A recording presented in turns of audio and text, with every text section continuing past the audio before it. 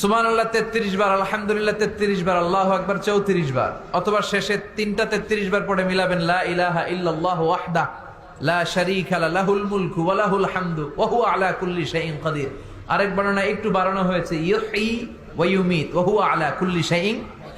এগুলো পড়ে না, কোত্থেকে কি হাবিজাবি পড়ে ঈমান নষ্ট করে। এজন্য মুমিন হবে, মুমিন they work smart, they don't work hard. মুমিন স্মার্টলি কাজ করে, মুমিন কষ্ট করে কাজ করে না। সুবহানাল্লাহ কইবেন না? মুমিন সুযোগ খোঁজে, মুমিন কাজ করে স্মার্টলি।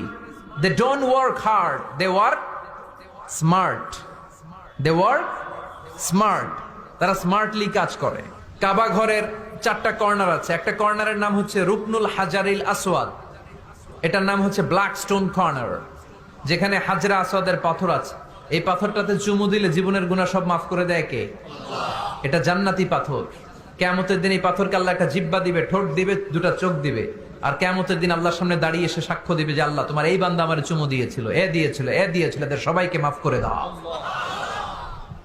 তো হাজরা আসওয়াদের কর্নার আর কাবা ঘরের যে স্বর্ণ দিয়ে খচিত দরজা,